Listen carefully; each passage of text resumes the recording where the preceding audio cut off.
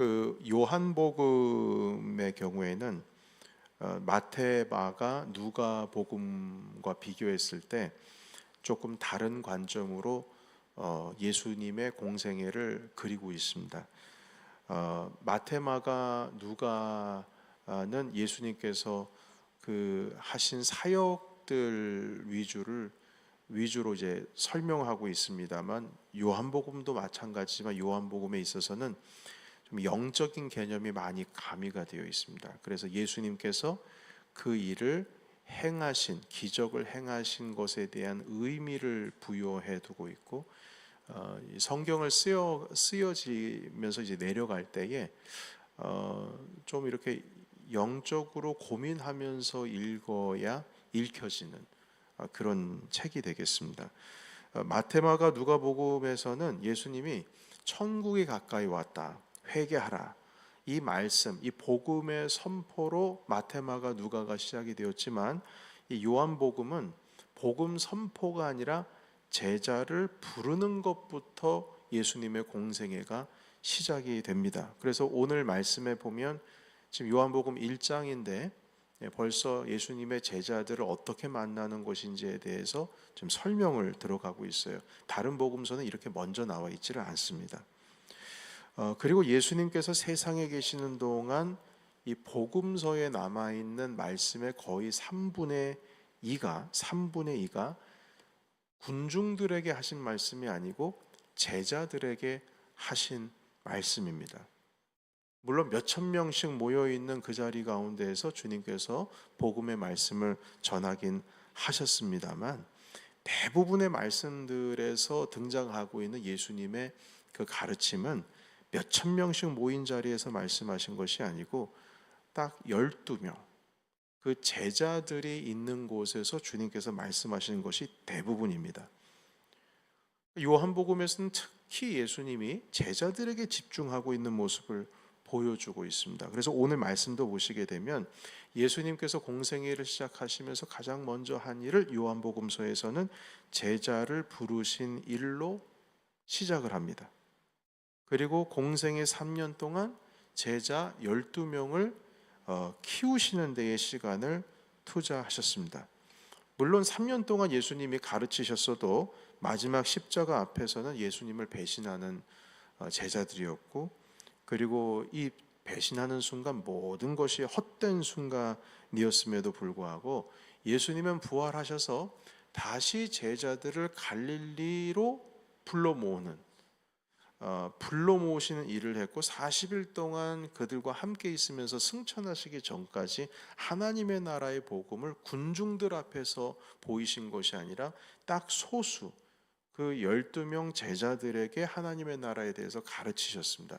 여러분 좀 신기하지 않습니까? 주님께서 부활하시면 대중적으로 수천 명 앞에 따단하고 등장을 해야 더 효과가 있을 텐데, 그러지를 않으시고 12명으로만 그냥 만족하시고 끝냈어요. 그러니까 여러분, 이 목회라고 하는 것, 교회라고 하는 것은 대중적인 어떤 그러한 그 목표로서 나아갈 수가 없습니다. 주님께서는 분명히 대중들에게 설교도 하셨지만 키우시고 양육하시고 그 제자 훈련을 하시면서 키우신 것은 딱 12명이었습니다.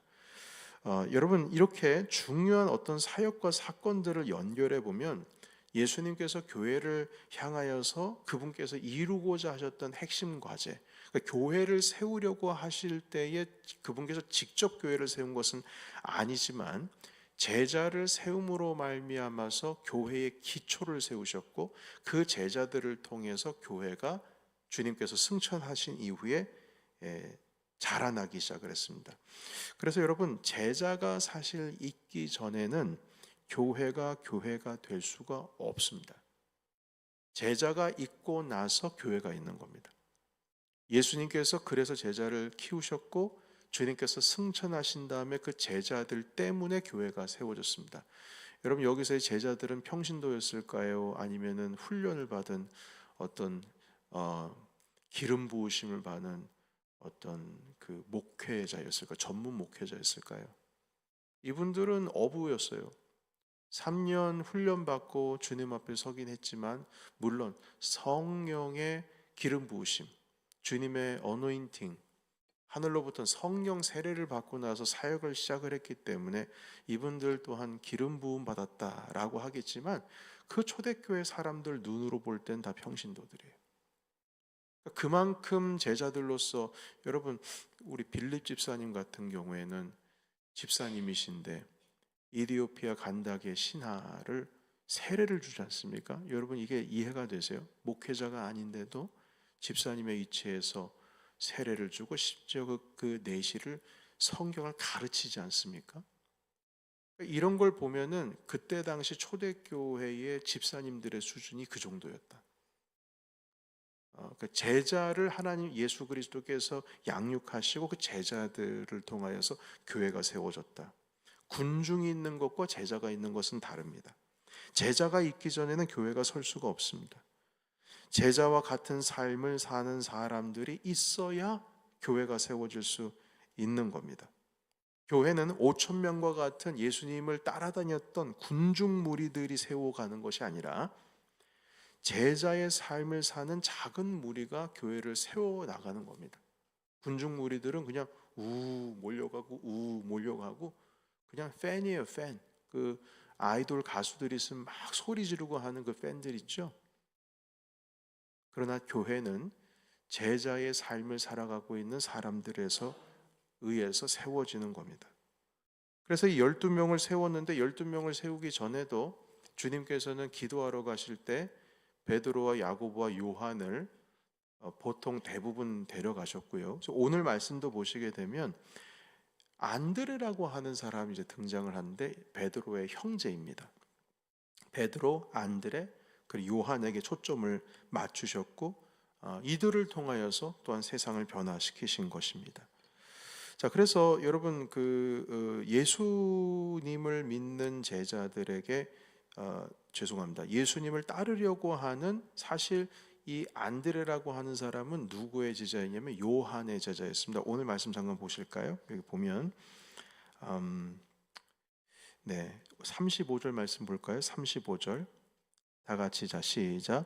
또 이튿날 요한이 자기 제자 중 두 사람과 함께 섰다가 예수께서 거니심을 보고 말하되 보라 하나님의 어린 양이로다.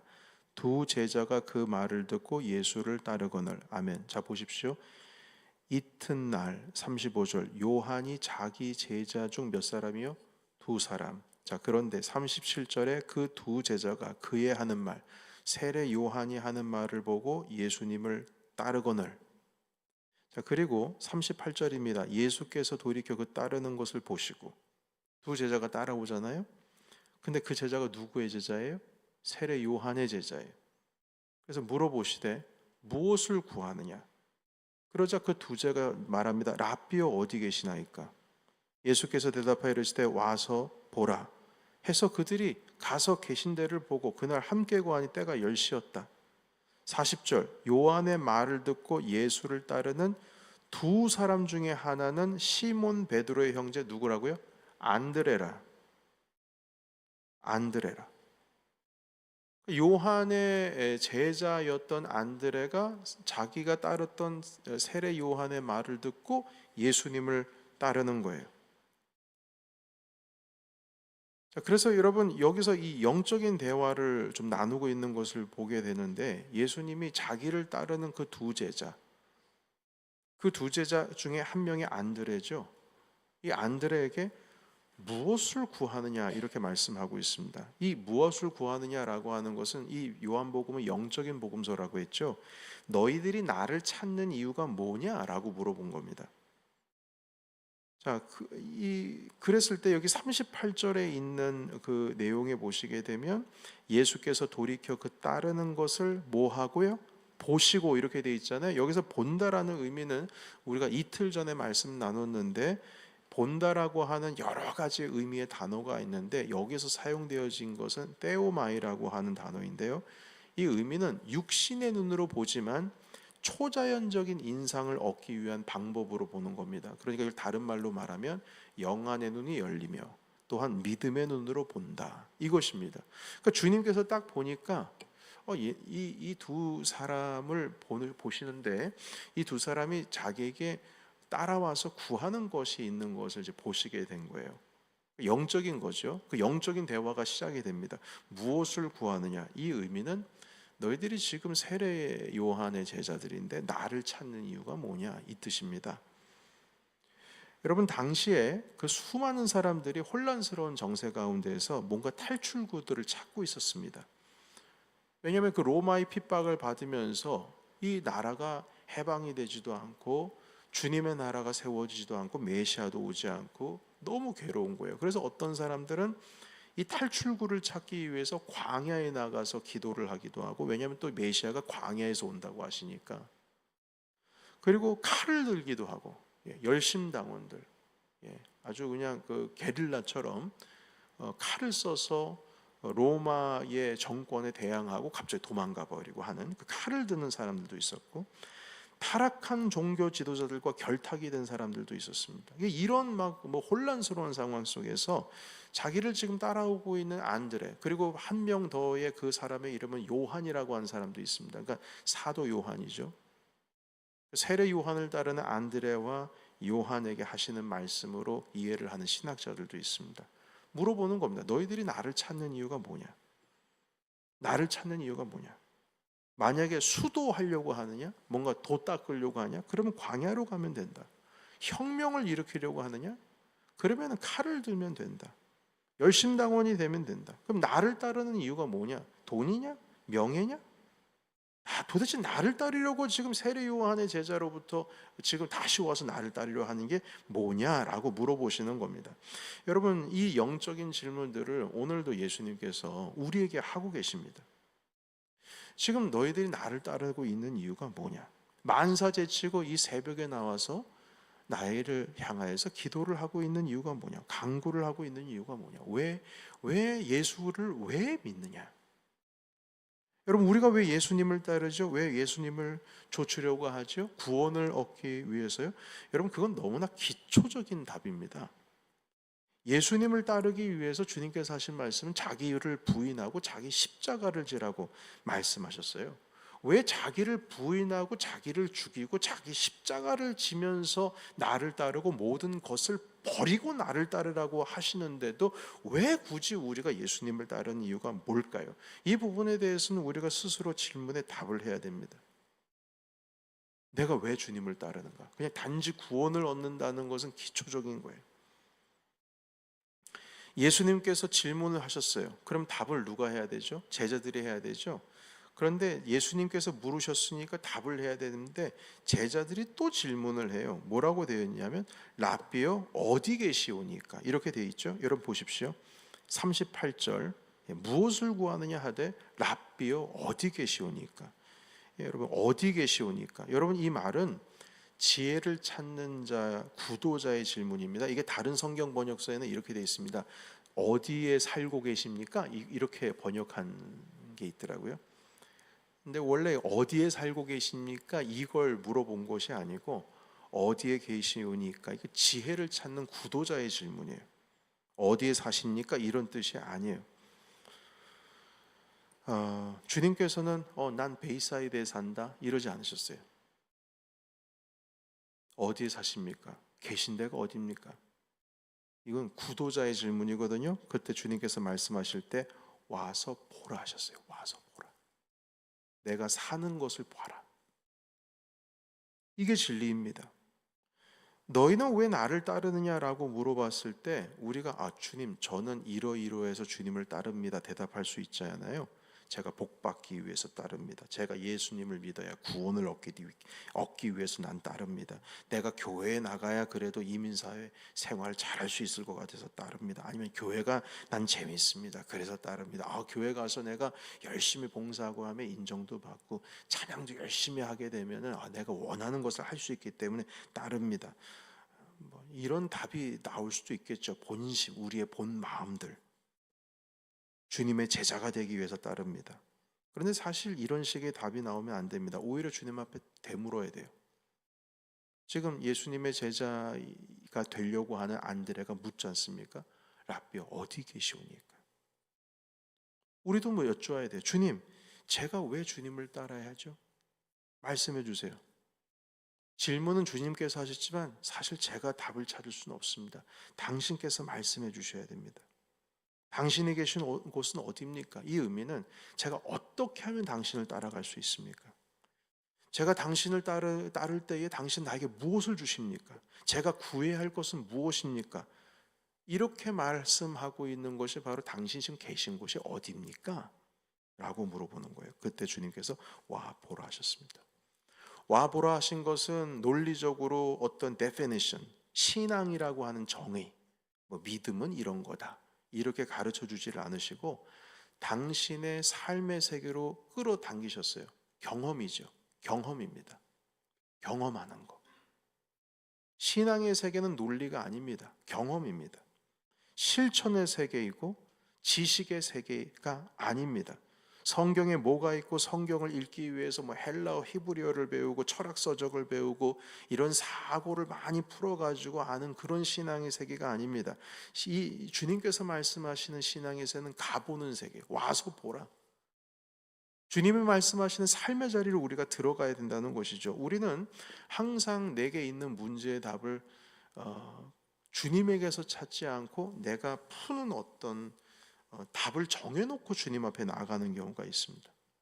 그게 해결이 안 되면, 내가 답이라고 생각하는 그게 해결이 안 되면 답을 얻지를 못했다고 생각을 해요. 그러나 답은 항상 주님께 있습니다.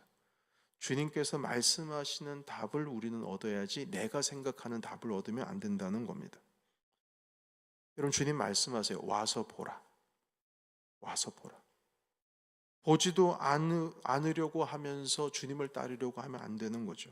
우리는 와서 예배하고 말씀 듣고 기도하고 종교 생활만 하면 모든 것을 우리는 답을 알았다. 예수님께서 그걸 원하시는 거다 이렇게 생각을 하고 있지만 전혀 그렇지 않습니다. 여러분, 종교 생활을 주님께서 원하시는 게 아닙니다. 그러면 예수님은 종교 생활을 가르치셨어야 했어요. 근데 주님은 종교 생활을 가르친 게 아니거든요. 제사를 드릴 땐 이렇게 해라, 기도할 땐 이렇게 해라 하지 아니하시고 그걸 무슨 교환을 가져가지고 A4 용지에 아니면 이런 데다가 레터 용지에다가 글을 쓰셔가지고 야 이거대로 해, 빈칸 치고 이건 이거야, 괄호 안에 들어가는 건 뭘까, 이렇게 주님께서는 가르치신 것이 아니고 그의 삶으로 와 보라 하시면서 당신의 삶의 세계로 초청을 하셨어요. 그것이 제자의 삶의 그 주님께서 가르치신 방법인 것입니다. 사랑하는 성도 여러분, 좀 정리를 하도록 하겠습니다. 여러분, 우리는 그 예수님이 어떤 삶을 사셨는지에 대해서 우리는 그 삶 안으로 들어가야 됩니다. 그 삶은 바로 이 성경 안에 있습니다. 이제 5월 달부터 제자 훈련을 할 텐데 그 제자 훈련은 지식을 쌓는 제자 훈련이 아닙니다. 그리고 어떤 성경적인 그 뭔가 내가 궁금했던 것을 푸는 것이 아니라 그리스도께서 나에게 보여주신 삶이 뭔지를 보는 삶이 될 겁니다.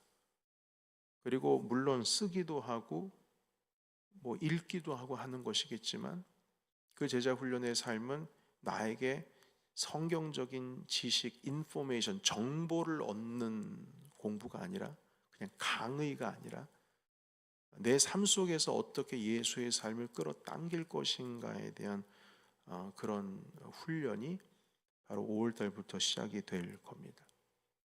100일 동안 기도하고 시작할 예정이에요. 여러분, 그래서 우리는 주님께서 계신 곳으로 가야 됩니다.